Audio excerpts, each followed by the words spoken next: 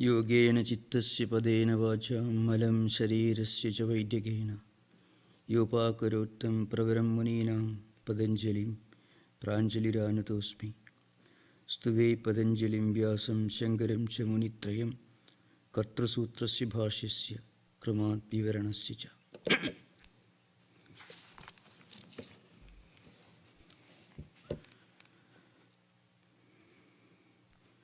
So, with the 41st sutra, we have partly concluded the discussion on Pranayama. So now the next one is, it is for 51st sutra. Bahya Abhyantara Vishaya Kshepi Chadurtha. This is the 51st sutra, which concludes the discussion on Pranayama. Now we have 52nd one, Tatakshiyati Prakashavaranam. Now what happens when we get fully established in Pranayama? That's a discussion. So when we get established in Pranayama, the veil, the cover, or the covering, the concealing veil that covers the light of knowledge, that is, that covers the true nature of chittam, is weakened and slowly it disappears. So this is the 52nd sutra.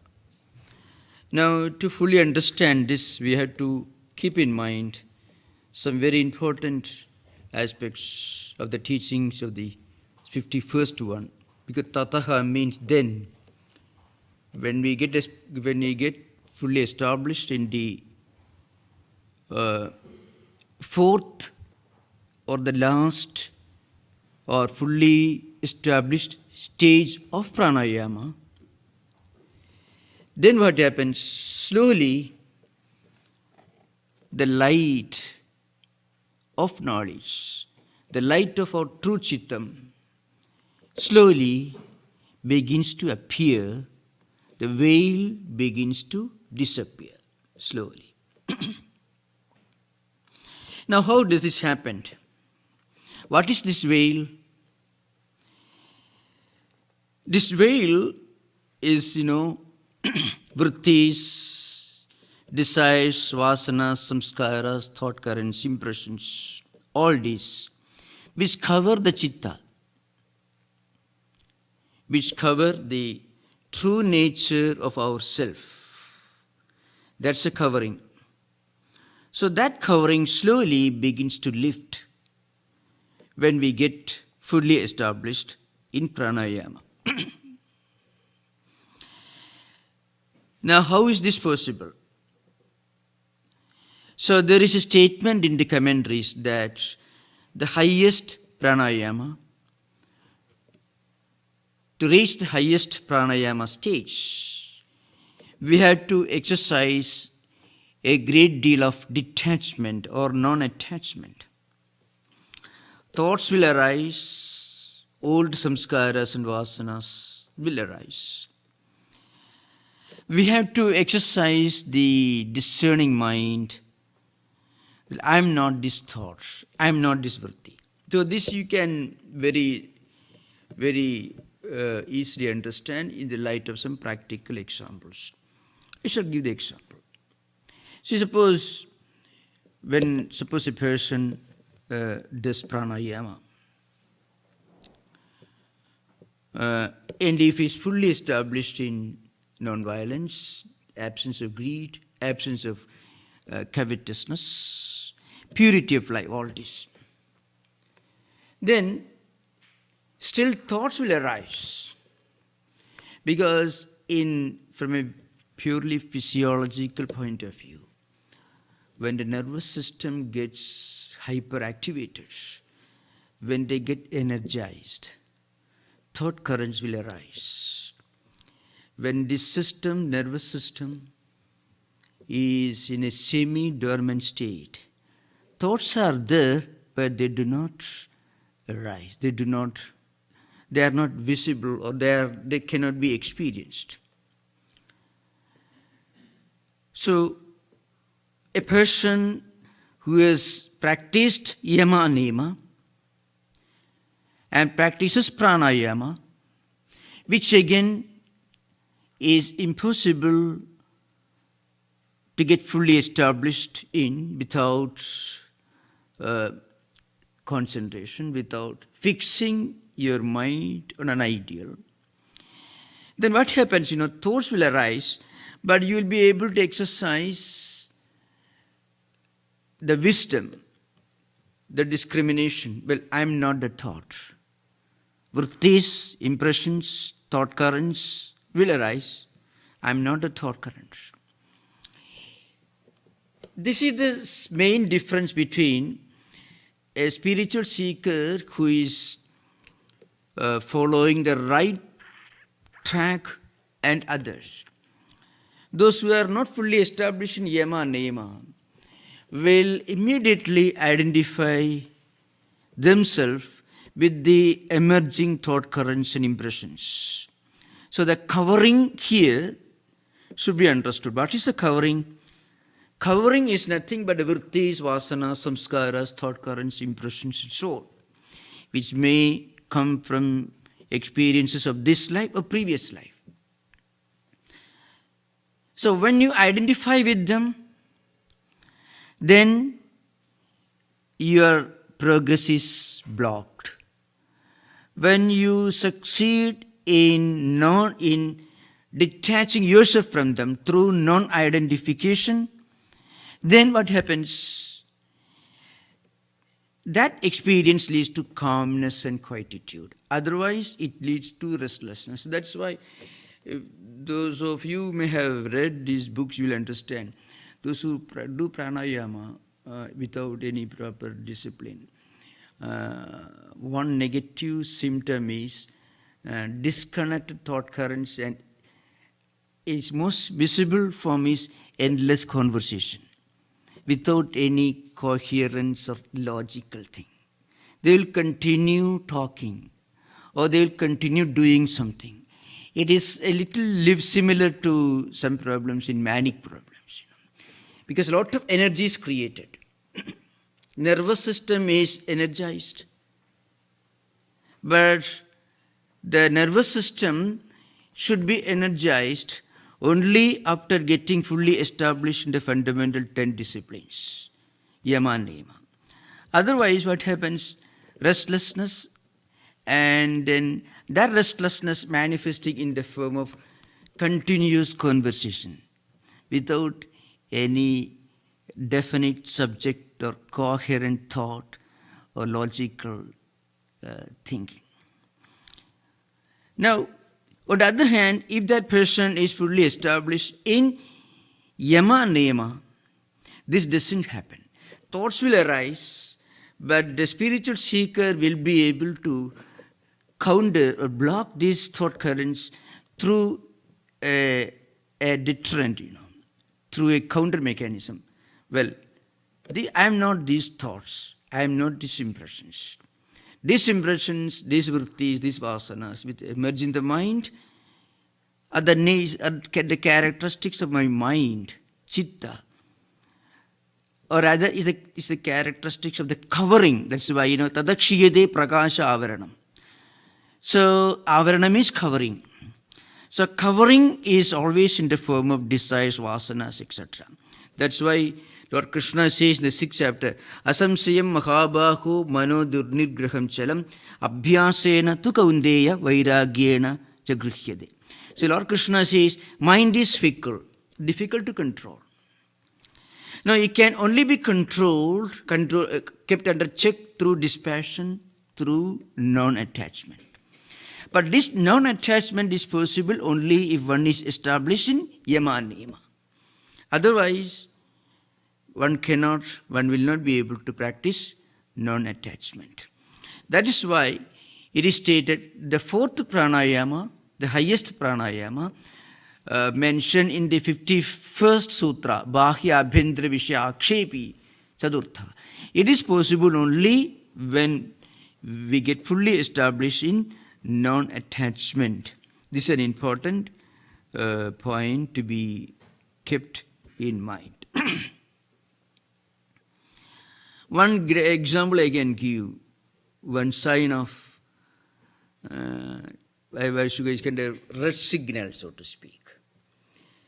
Many spiritual seekers, after doing meditation or prayer, spending long hours in meditation and prayer, or even after listening to lectures on spiritual topics, after this they want a relaxation.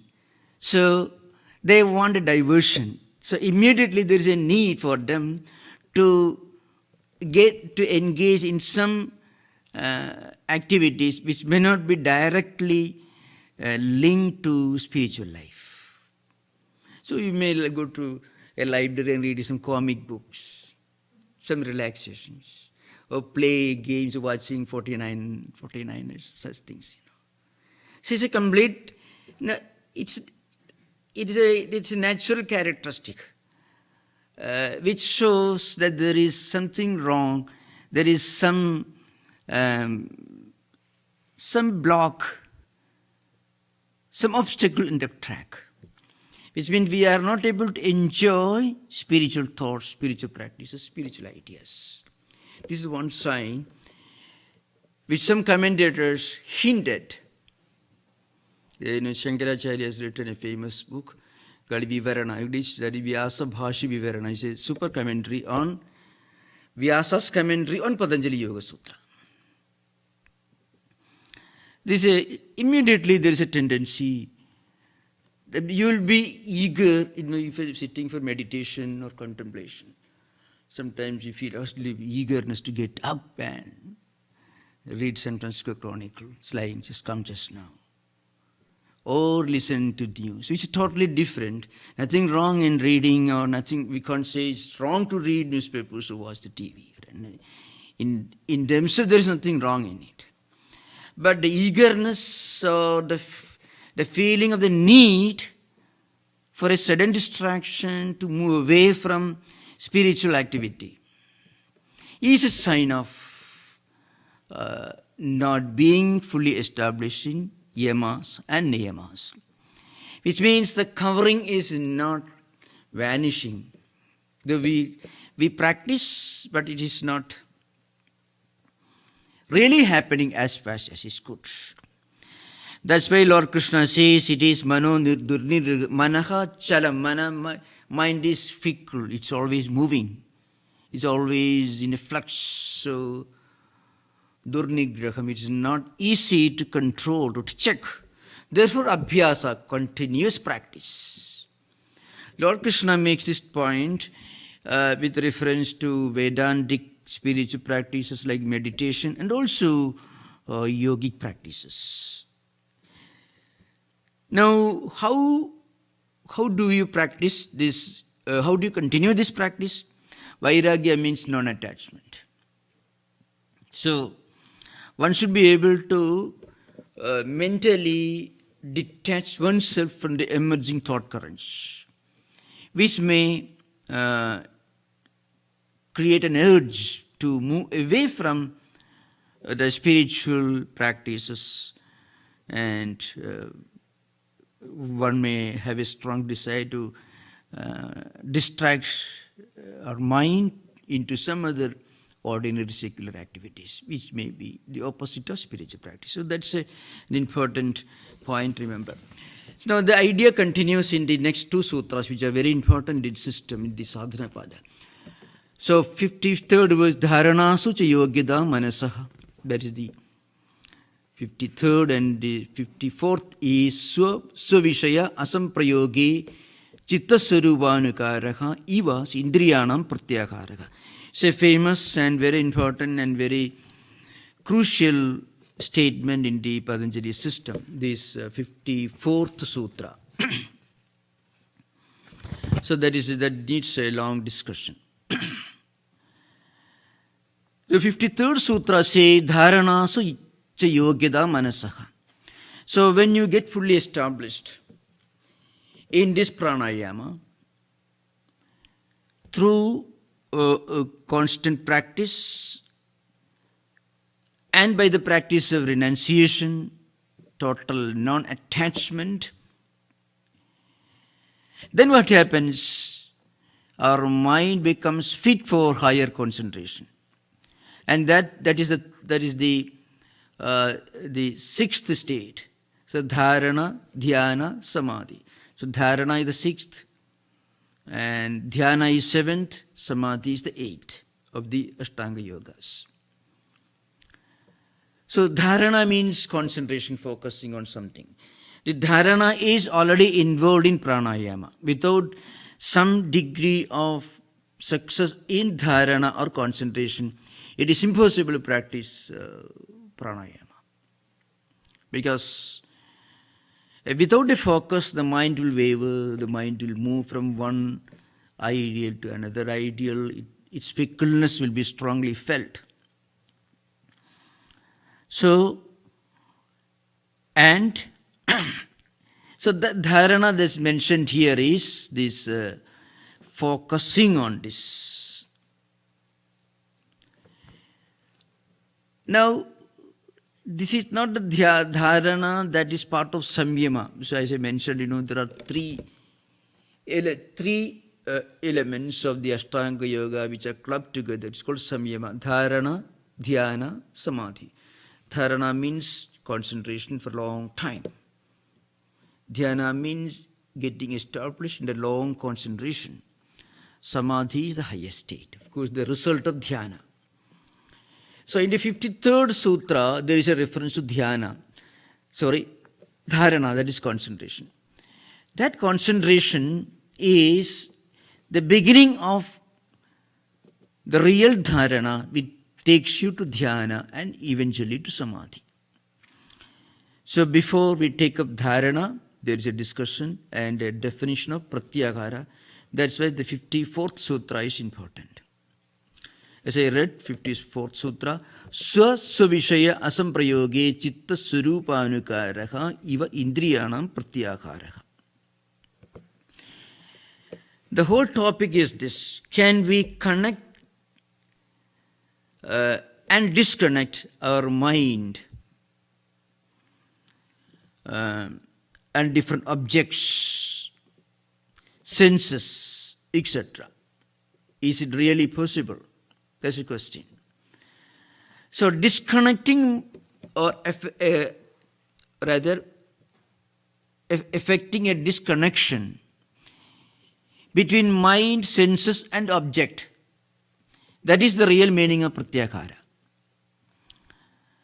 So the translation is this: when the sense organs, which normally come into contact with different objects, for example, eye is a sense organ, is a sense of perception. It comes in contact with the visual objects. Ears, they come in contact with the audio objects. And sense of touch, we come to know of different things by touch, smell, taste, and so on. So when the sense organs do not really connect with their respective objects, that means you should be able to see without watching. You should be able to hear without listening. The sense organs, from a very physical perspective, may be contacting different objects. The eyes may be focused on a visual object, but one should be able to avoid seeing the object. In the sense, the object should not create a modification in the mind. You may be hearing, but you're not listening. There'll be perfume everywhere, but our mind is not going towards the objects which produce this perfume. So the sense of smell is connecting with that object, with the smell, perfume.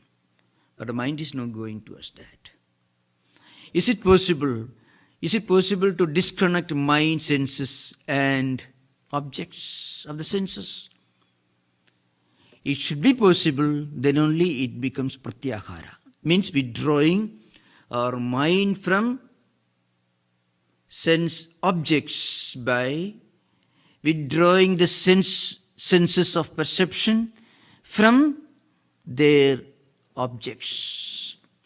So when the sense organs do not objectify the objects or do not come in contact with their objects, then what happens? These sense organs will follow the dictates of the mind.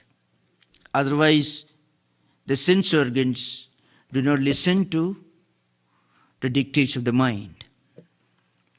Because what happens? The sense organs take the form of the mind. That's why when we see an object, our mind for the time being takes the form of that object. But a yogi can see, rather maybe looking at an object without seeing, maybe hearing in a physical sense without listening. This is the meaning of the sutra. Then it is called Pratyahara. Now, this can be explained with the help of some examples. We normally do that. Suppose we are extremely interested in something, children watching games and things, anything. You're really interested. At that time, a voice from the street will not distract you, because the mind is focused on that. Maybe the sound waves and ears connect, but we don't listen. The eyes may be seeing things, but we may not be watching it. There's no conscious effort to understand or cognize or perceive anything with the help of the sense of eyes, sense of vision. So this we normally do when we are extremely interested in certain things. But then, when we try to divert this natural faculty of the mind to spiritual ideas, then it is not easy. It is easy for us to focus on a visual thing and forget everything else, and not to hear many things, not to listen to anything. Or it's easy for us to listen to a music that we like and not seeing anything, because our mind is fully focused on that. Can we do that in spiritual life? So yogi exercises his training and practice to divert this faculty to spiritual concentration. But it is not easy. So there is a famous verse in the Vedantic text of Shankaracharya that's given as an example of the importance of Pratyahara. The verse is this: Shabdadibhi panjabhireva pancha panjattamapussa gunena beddhaha kuranga madanga padanga meenaha bhringa nara panjabhiranchidakim. This is the verse in the Vivekachudamani. The meaning is this. Comes 78 verse perhaps. Examples are taken from nature. Now, there are different objects: deer, elephant, moth, fish, and black bee. All these are different objects. Deer, they're obsessed with sound, because in ancient days the hunters used to play a flute or some instrument to drag them away from the caves or bushes in which they may be hiding. And when they come out listening to this music, they will be shot with an arrow, they will be killed. So deer is given as an example of an animal that meets its end because of his attraction for the audio, for the substance, means for the shabda means sound. It is drawn out of the cave by the sound. So when he hears this music, it cannot control it, it comes out of the bush and it is killed. Then elephant, the second animal, elephant, Madanga means. Elephants move in large herds. They touch each other to protect themselves. So frequently when they fall in a pit, they fall together. So the sense of touch becomes the cause of their death. And they will be caught and maybe enslaved. Then moth, tiny creatures that emerge during rainy season. So when they see a visual object, a flame, brilliant object, they are drawn towards it and they are killed. Then fish, it is attracted by the sense of taste and it eats the bait and it's killed. And then black bee, it goes about collecting honey from flowers, and then they are caught by some other animals and killed. Now, Shankaracharya asked the question, and that is the most crucial part of this verse. Nara panjabhiranchita kim. What about human beings?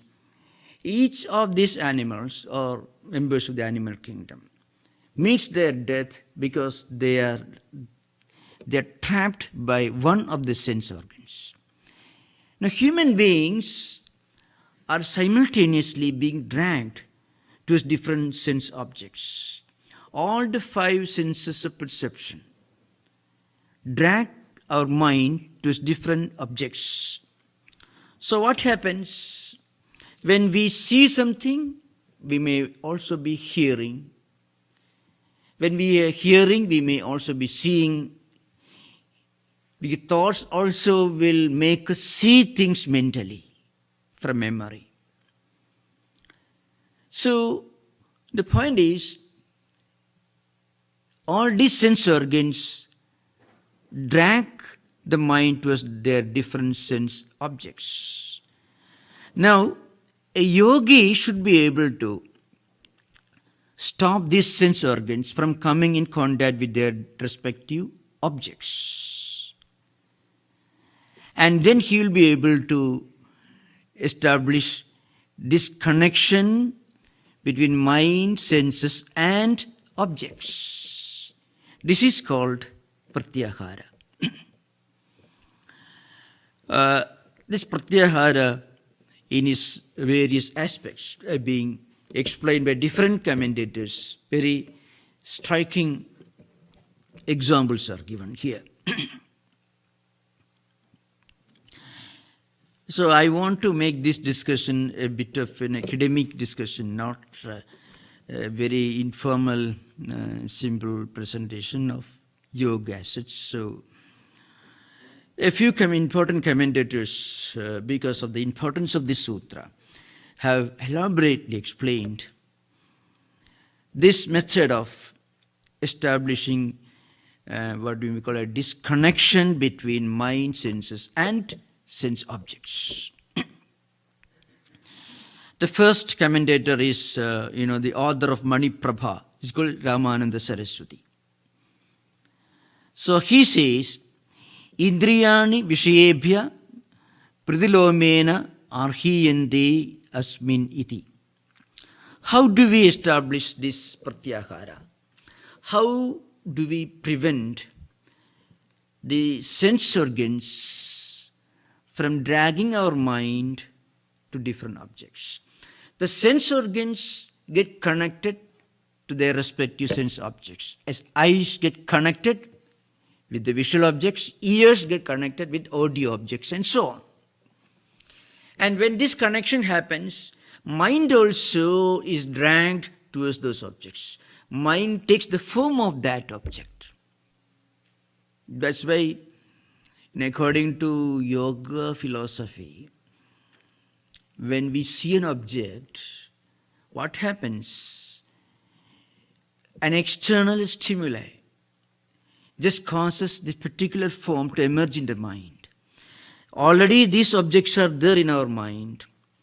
An external phenomenon, one form or other, causes the particular form to emerge in the mind. This is one theory which we will discuss on a later occasion. So the process by which the sense organs are made to move in the opposite direction from the sense objects, in which the senses behave in the same way as the mind, is Pratyahara. So normally, the senses drag the mind towards objects. But in this case, what happens? The sense organs do not move in the direction of sense organs do not move in the direction of sense objects. The sense organs move in the direction of the mind. So they follow the track of the mind. When they follow the track of the mind, then what happens?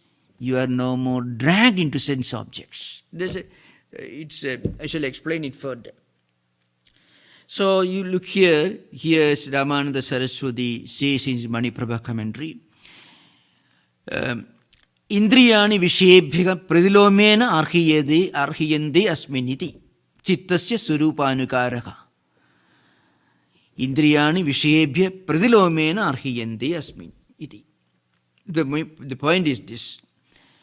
The process, the method by which the sense organs are made to move in the opposite direction from the sense objects, or rather in the direction of the mind. This is Pratyahara. Normally what happens? The sense organs, eyes move towards visual objects, ears move towards audio objects, the sense of smell move towards the place or the object from which the smell is coming, or the sense of touch moves towards the object that we are touching, and so on. But in this connection, what happened? The sense organs do not move towards sense objects. Sense organs move towards the mind itself. So, this withdrawing of the sense objects away from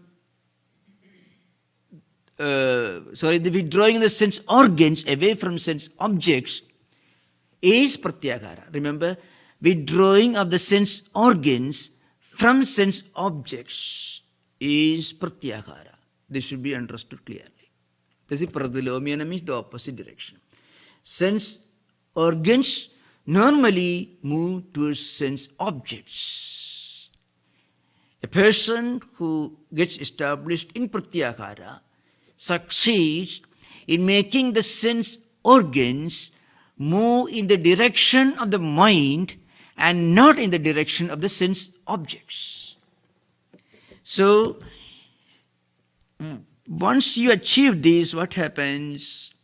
Your sense organs cooperate with the mind.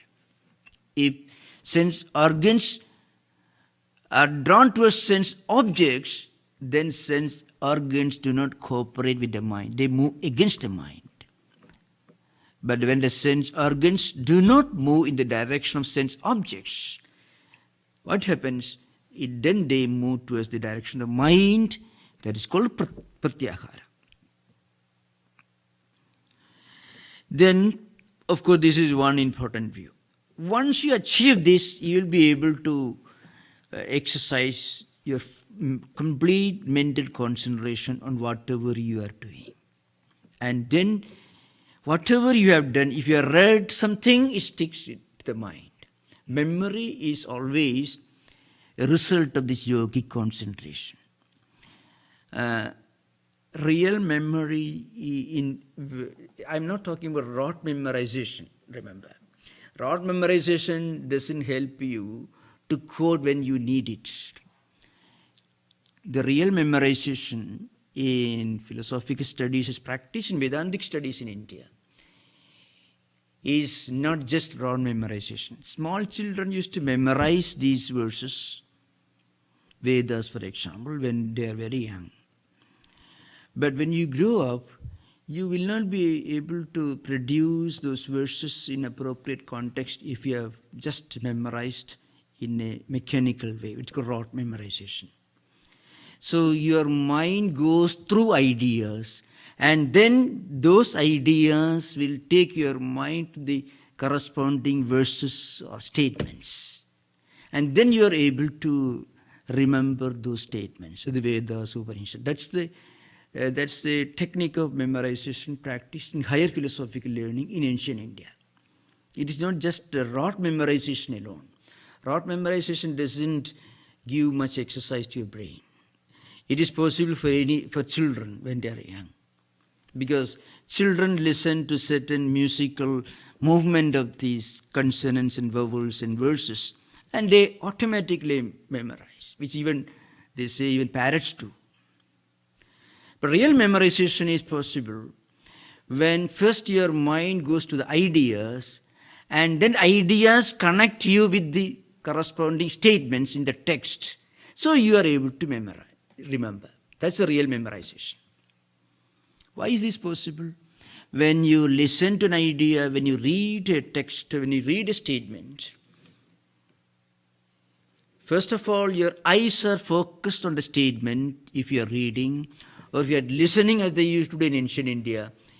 Your mind is fully focused on the sounds coming from the teacher.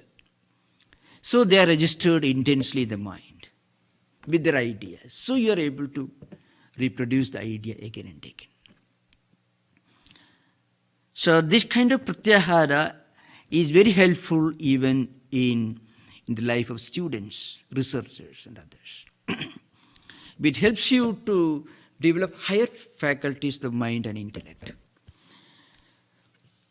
Then according to Vyasa, is another commentator. He is a great author of the yoga tradition. He also gives a very interesting description of what Pratyahara means. What happens, when mind is completely free from or when mind is completely detached from vrittis, vasanas and samskaras, when it is calm, then what happens? The sense organs, senses of perception, they also cease their functions. Then what happens? You don't have to apply any special mechanism for withdrawing the senses from sense objects. The senses naturally suspend their operation of dragging the mind towards different sense objects. As I said earlier, in the case of deer, it is caught because of it is drawn towards the sound, the music being played by the hunter, so it comes out of the bush and it is shot by an arrow and is killed.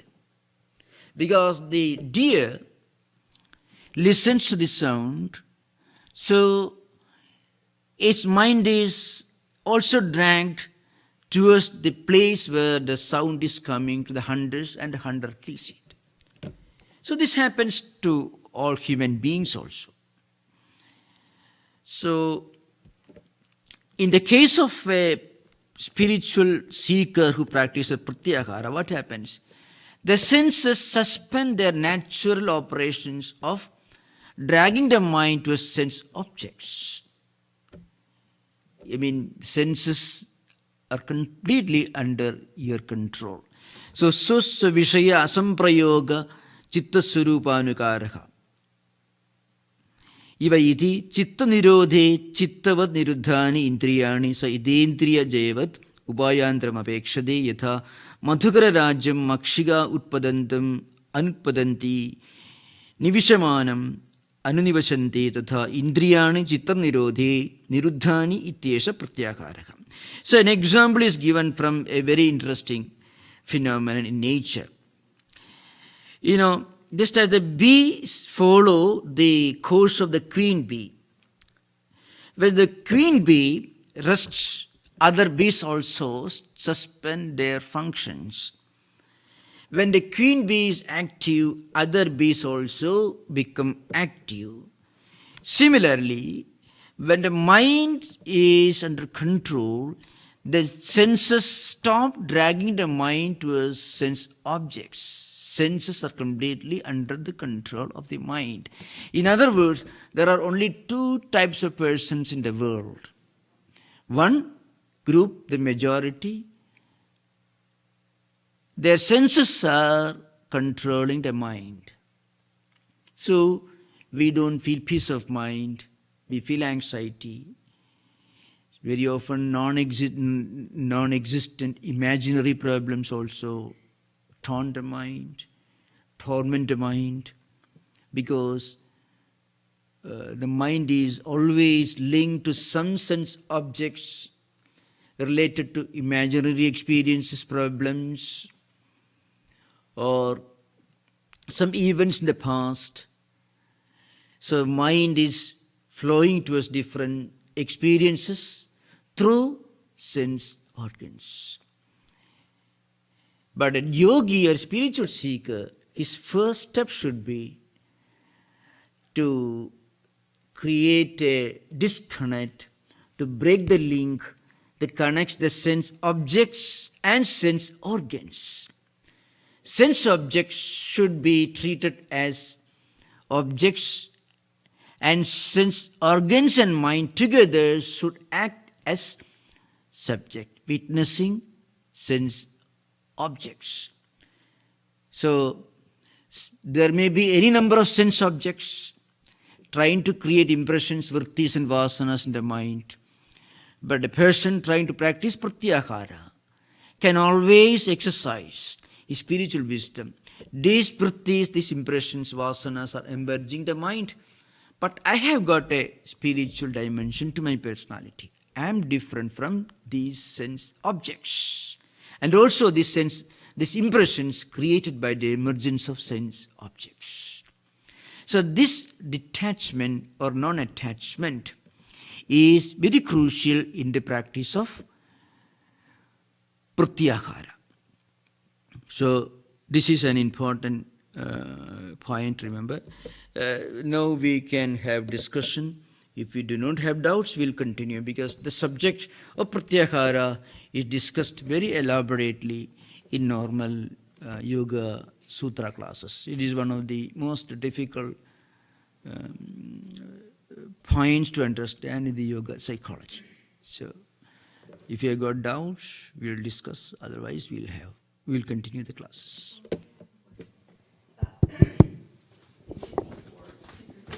Yeah. Okay. Swami Vivekananda's comment. Swami Vivekananda makes a comment, what you're speaking about. The form is not, say you see a book. Yeah. The form is not in the book, it is in the mind. Yes.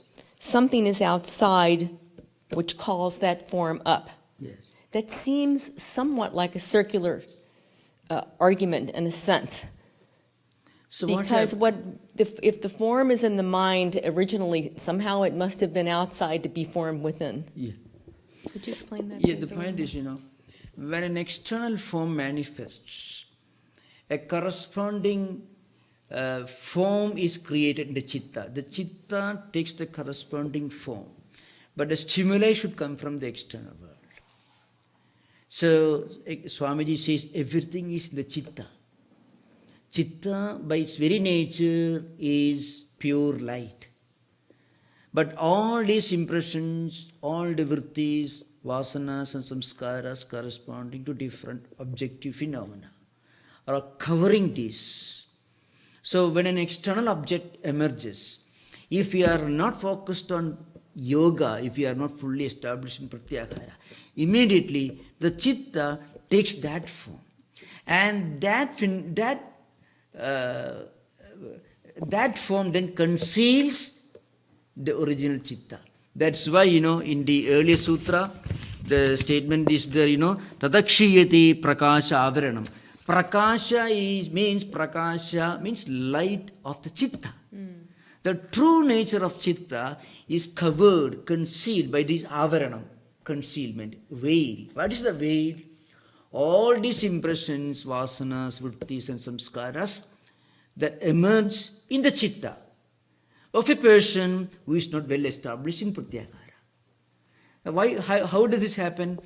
The mind is dragged towards this visual or audio, different kinds of objects, sense objects, through the senses. The senses of perception drag the mind towards sense objects. Then the form of the object will be collected in the chitta. So they constitute this avarana, means concealment. So without the chitta cooperating, you cannot really see anything. That's why, in the highest spiritual sense, you won't see things one different from the other. When Swamiji had his first Advaitic experience, when Sri Ramakrishna touched him, you know what happens? First thing that happened, all the objects in that room started rotating and they vanished. Their different forms completely vanished. So one after another, finally they got merged in one supreme light. When you go back to this normal state, what happens, the mind, the chitta again re-emerges, and all these various objective phenomenal universe re-emerged.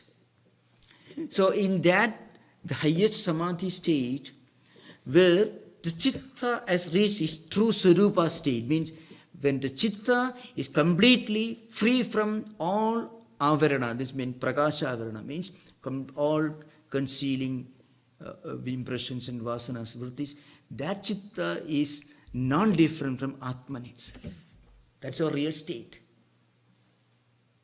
So it's like a lake, When you remove all the dirt and filth from the lake, you can see the bottom. So the bottom, which is clearly visible in the lake where water is very loose, very, very clean. So you can look at the whole thing as one unit. The rock bottom, the water, the whole lake phenomenon appears to be one unit. On the other hand, when there is a lot of filth and dirt, like, different impressions, vasanas, vrittis and samskaras, then you can't see the rock bottom. So you can understand this phenomenon in the light of Swamiji's own experience. When Sri Ramakrishna touched him, what happens, Prakasha avaranam, all these vanished, which a yogi reaches through Pratyahara, Dharana, Dhyana and Samadhi. That experience Swamiji got by the grace of Sri Ramakrishna, who gave him that experience through one touch. So, Swamiji's own description we can read. First, all this vanished. Visual objects vanished. Multiplicity vanished. Duality vanished. Finally, everything became one with some supreme light, which is all pervading. That's what happens. The real chitta, minus all impressions and vrittis and vasanas and veils, concealment, is Atman itself. That's the idea.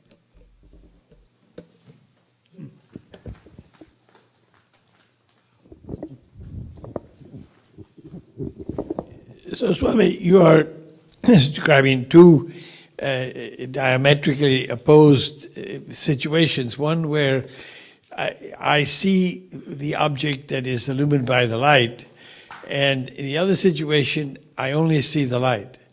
But now, there must be a path from one situation where I see the objects to the other.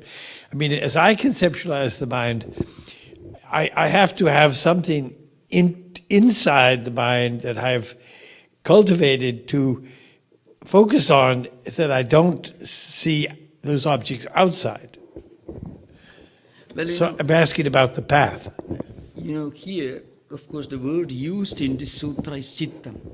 The chittam really is a bit different from what we mean by the word mind in psychology. So, that chittam is that's why often it is translated as mind stuff, to make it distinct and different from what we mean by the word mind in psychology. So, once your senses fully in tune with your mind, then those senses really become one with the mind. They move in the same direction. But there is no disparity, no difference in their functions. At that stage, your chittam, here of course for the word chittam I'm using the word mind for want of better words. At that time the chittam is one with the true self. You become an alien object, something different from its true nature, only when it is identified or linked to all these vrittis, vasanas, samskaras, which are related to different sense objects. So yogi is trying to change the direction of the senses from external to internal. The senses, instead of moving towards different sense objects, start moving towards the mind itself. When they move in the direction of the mind, then they become one with the mind. They become enemies of the mind, distractions for the mind, when they move towards the external objects. That's why the Ramananda Saraswati, one of the commentators, start moving in the opposite direction. Opposite to what? Opposite to their normal track, normal path. So that's why he says, Ramananda Saraswati's interpretation is, Indriyani indriyebhi pradilomyena ahiyante. Means these senses, they are not moving towards indriyarthas, means towards different sense objects. Rather, they are moving away from the sense objects. They are moving towards the mind. When they move towards the mind, there is no distraction. Distraction comes only when the sense organs move towards different sense objects. Because plurality, multiplicity, distraction is always linked to the external sensory world, the sense objects. When the sense organs move away from the sense objects towards the mind, then there is no plurality, no multiplicity. So that's why, and how does this really happen in our real life? So the technique is this non-attachment. So vishaya asamprayoga. Asamprayoga means no contact. How does this happen? Suppose you are looking at something. Your eyes are focused on something. Normally this happens when you're watching a very interesting movie in a theater. For 3 hours, you don't think of anything. It's really happening actually. The audio and visual functions are fully focused on the screen and also the sound system for 3 hours. Now, what a yogi is trying to do is to spiritually divert the attention of the sense organs away from the sense objects but towards the mind itself. The very fact that we are able to see something and forget everything else in normal life shows that it is possible. But the natural habit of the sense organs is to move towards external objects. This is a natural habit. There is no effort needed for you to see something and think of it. But how to see something and not watch it? How to hear something and not listen to it? How to create a block between the sense objects and sense organ, between the eyes and also the thing that you are looking at with the eyes. How is it possible? You may be seeing it, but I'm not that. This is not the thing I'm looking for. So you may be seeing it. That's why in the Patanjali system, there is a definition, the higher commentaries, that is this, Antardrishti Bhagadhyanam, it means. Antardrishti Bhagadhyanam is a state of highest Pratyahara. Now, Bhaka, this birds feeding on the fish and the seas, they'll be watching for any movement on the water level. So if there is a movement, they'll immediately pounce upon it and eat the fish. That'll be very watchful, very full concentration. If you go to bay, you find these birds will be pelicans, they'll be very watchful for watching any movement on the water surface. If there's a movement, it means a fish is coming to surface. So they'll pounce upon it and eat it. So the point is, with what concentration they are watching at the water surface. What a yogi does, antardrishti. He is looking towards his own inner chamber. Anta means within. Within. He is looking within, which means he is not really looking, he is concentrating, he is meditating. You cannot see within, you cannot watch within. Seeing within means concentration. But then his eyes are opened. So you feel his eyes are really as if concentrated on something. But that concentration is not an external object, as in the case of these pelicans and birds. So eyes become completely, eyes lose their natural tendency of blinking when you are concentrating on something very deeply, very intensely. Eyes stop moving. Eyes will stop blinking when you are intensely concentrating on something within you. That's sign of a yogi, Pratyahara. Means andadrishti. Drishti is anda, means within. Looking towards his own inner chamber, the reality, the Atman, within. Inner reality. So, but that's why eyes are not blinking. Yes, the pelican, they watch the whole thing. Baka means the bird. Just be very careful. The slightest movement of the water surface, the fish may emerge and it may disappear. So it should watch it to bounce and eat it. That's why that concentration is a very interesting discussion mentioned here. So that's a sign of a yogi. So when the senses, that means sense organs, do not drag your mind to sense objects, and when the sense organs move in the opposite direction towards your own mind, it is Pratyahara. When the sense organs drag the mind to a sense object, it is called distraction, the opposite of Pratyahara. That's the idea. Any more discussion? So, I think first of all, it's the most difficult topic We'll to continue understand. this discussion. This sutra is one of the most difficult, really, to understand. That's why commentators are very, they're very elaborate in their commentaries. Right. So my question is to try to find a balance in between these two extremes. So the first one is the one that you mentioned is, the ideal state, which is the final state, the samadhi state, where our chittam sees everything as light, the Advaita nature, where nothing is in the principle of duality, where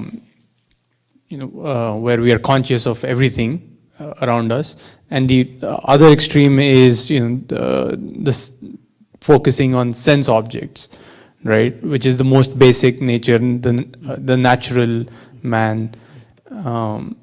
So where is the balance then for someone like us, who are trying to get away from sense objects, but obviously are nowhere near the state where where we see everything. So yeah, I guess that's the question. Yeah. And in the second example, the last example that you gave us, the pelican. So when he's focusing on his prey, looking at the water for the fish, is it not an example of a sense object? I'll come to that. Okay. Now, the first question. When you listen to these discussions, when you read these books, you get a higher idea of human mind, the faculties of human mind and human life, and higher ideals in human life. So in our own life, when we make it a habit to read these books and when we become familiar with these ideas, we will have a higher ideal in life, not necessarily samadhi. It gives you a culture. So all people who read the yoga, Patanjali yoga system should enter with samadhi, nothing less than that. That's not the goal. That's a yoga psychology, yoga philosophy has become very popular because this gives you an insight into some of the higher aspects of mental life, how our mind functions. For example, in the day-to-day activities, obligations and responsibilities, if you're familiar with these ideas, you can always put a check to your own mind when it goes very low, when it is dragged into so much of the opposite of spiritual things. So it gives you an idea of moderation, a spiritual culture. So we naturally get a higher ideal of our mental life, because sense objects are not the only things that we must strive for. There are higher, bigger things in life. So human mind is such a wonderful instrument. It can be used to strike a balance between going to the extreme asceticism or going extreme worldly sensuality. Many of the great Vedic Patanjali Yoga teachers, they have given this example. So reading, becoming familiar with these ideas will give us a very high ideal of life. We may not be immediately reaching it. It may not be within our reach immediately. But a vision of some of the higher faculties of human mind, human personality, and the fact that we have a higher dimension to our personality that goes beyond the physical and mental, that itself exerts a great influence in our attitudes, life. Sometimes when the mind goes down very much, because the world of sensuality, sometimes some minor drawbacks in sensory, worldly life, professional life, when it shocks us, when it gives you a lot of anxiety, and then immediately you understand there are some higher things in this world, higher than money, success, everything. So that's the real immediate benefit of reading these books. Not to tell everyone you should not stop before you reach samadhi. No. That's why we read the works and teachings of great spiritual teachers. Not that immediately we are going to become Christ or Buddha. No. Now, we should not think that either I should become a Buddha or Christ or I would become an atheist. No. That should not be. We can strike a balance between the two. Reading of these great works can give some higher dimension, higher possibilities of our inner life, some sublime spiritual possibilities that goes beyond just a physical or mental. That's the real purpose. For example, Yama Niyama, just take for example. Yama Niyama. You need money, you need wealth, everything, but greed and covetousness may not be very helpful. Because greed makes you perpetually unhappy and discontented. Covetousness also. So that's the real purpose of these great teachings. It gives you a very balanced, very wholesome, holistic concept of life as a whole. And the second one, actually it is an only example. It's only example, So, a spiritual seeker who has reached the highest state of a Pratyahara, when his mind is completely withdrawn from sense objects and sense organs are no more connecting with the sense objects, he can see the reality within. The state of is a great yogi. So he may be watching things, but he may not be discontented. The way he looks may be like a pelican concentrating on this. But actually he is concentrating not on something external, but something internal. That idea is is presented in the form of this imagery. That's a picture. That's the idea. Illustration. Thank you.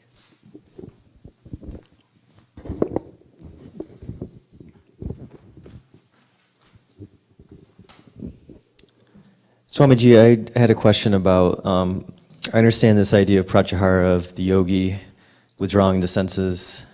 What about a sort of meditation practices, say like a great musician or a great painter or something like that, that's focused on the external, but they're trying to meditate that way? I just was curious if you had any thoughts about that. Great musicians, great painters, great scientists, at least, I mean, they reach some very high levels of pratyahara, no doubt. But pratyahara should give us a feeling of inner contentment and harmony and peace. So that may not always happen to all great geniuses who may spend long hours, a lot of energy on their chosen profession, music or painting. But there have been great men and women who, of course, identified themselves with a great ideal in different areas like music or painting and so on. But one important criterion is, does it give you a kind of inner fulfillment or harmony? Inner fulfillment, blissfulness, inner completeness.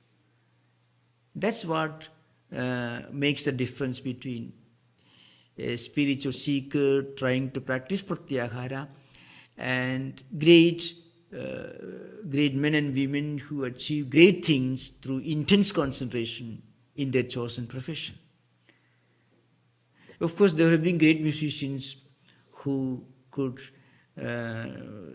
transform their musical training or musical practice into spiritual sadhanas. There are no doubt. In their case, you can find the same happiness and blissfulness. So that's there. So there is a great musician in India, Tyagaraja. So one of his greatest musical composition is this. So he was a great musician, and he was invited by a king, a famous king, to his court to play there. But he said, I will sing only to please the Lord. So you are offering me this great treasure, wealth. Is that going to give me eternal peace? So I shall sing only to please the Lord and not to please a king. And the king actually respected him, honored him for rejecting his offer, his invitation. So you can see the greatness of such people. You find many such great musicians maybe in the Middle Ages or later years, among the composers of great psalms. Some of these great musical compositions they sing during the Christmas carol here. So you find great men and women who have achieved great things, who transform their music into a spiritual practice, a tool, an instrument to connect with God. So it happens. I guess what I was trying to get at maybe is, can you use the senses? I mean, it seems like, so the pratyahara is drawing the senses towards the mind, and the mind towards Atman, but using the senses themselves as a form of meditation. Maybe I'm thinking of like the Buddhist using, sound or sort of mindfulness of the senses as a form of meditation. Maybe that's what I guess I was trying to get at with the idea of the musician or the painter. I don't know if you would respond the same way with the answer, or any other thoughts about that? Yeah, these are different ways of detaching our mind from distracting vrittis, vasanas, samskaras and memories from the sensory world. So there are different methods, different traditions. They have developed these tools to practice this ideal of detachment. Okay. Non-attachment, detaching themselves from distractions, which may be in the form of vrittis, vasanas, samskara, desires, memories. As you know, prakasha avaranam. Avarana means the concealment, the veil that conceals the light of chitta, the light of knowledge. So the different tools are being developed in different traditions. Thank you. I shall give one more, I shall complete this. Suppose a great music becomes an object of concentration. That concentration, when you concentrate on the music, great music, it helps you to turn your mind from every other distraction. Right. The mind is completely focused on that music. Or maybe Om, it may be chanting a great mantra, in different tradition, great song, prayer, whatever may be. So when the mind is drawn away from all other distractions and is completely focused on the particular mantra or psalm or prayer, whatever it is, then it is only one step to the higher level of concentration. That's the idea behind. Okay. Om Shanti Shanti Shanti Harihi Om. That's it. Sri Ramakrishna Pranamastu. So we will have an announcement. We will not have class next Friday, April the 8th. So the next class will be on Friday, April 15 at 7:30 p.m. So please remember, there will be no class next Friday, April the 8th. So the next class will be on Friday, April the 15th at 7:30 p.m. Thank you.